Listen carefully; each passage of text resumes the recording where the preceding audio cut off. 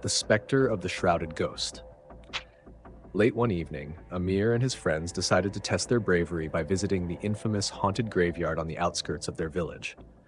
The locals had long whispered about sightings of a pokong, a ghostly figure wrapped in a burial shroud, roaming the area at night. Though the tales frightened many, Amir dismissed them as mere folklore.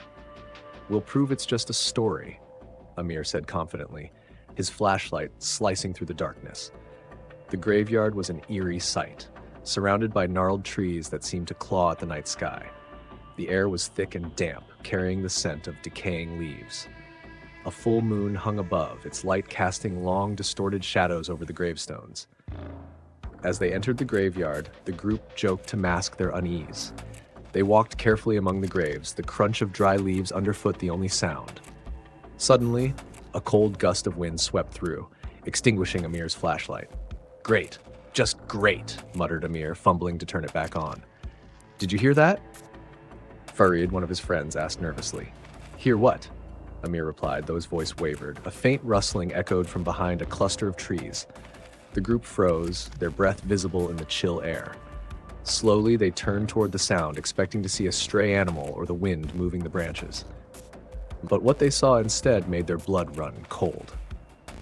A figure emerged from the shadows, its body wrapped tightly in white cloth. Its head tilted unnaturally to one side, and its empty eye sockets seemed to bore into their souls. The figure swayed slightly, as if carried by the breeze, but its feet didn't touch the ground. "Pokong!" Farid screamed, his voice breaking. Panic erupted as the friends scattered, each running in a different direction.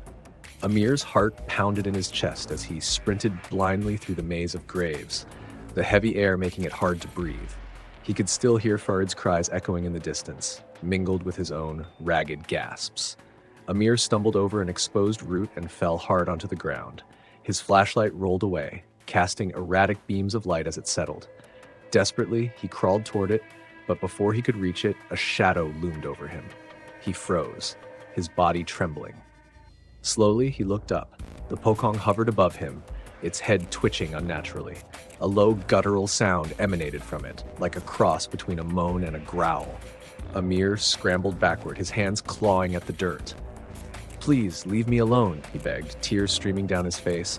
The pokong tilted its head further, almost as if curious, and then it let out an ear-piercing wail. Amir covered his ears, the sound reverberating through his skull. Suddenly, the ghost lunged toward him, its movements jerky and unnatural. In a surge of adrenaline, Amir grabbed his flashlight and swung it at the figure. The light passed straight through the shroud, as if it wasn't solid. The pokong paused, its head snapping toward the beam. Amir took the opportunity to get up and run, his legs moving on instinct. He didn't stop until he reached the edge of the graveyard. There, he found his friends huddled together, their faces pale and eyes wide with terror. "Did you see it?" Amir asked, his voice shaking. Farid nodded. "It chased me too. I thought I was going to die." "We need to leave. Now," another friend whispered, his voice barely audible. Without a word, they fled, not daring to look back.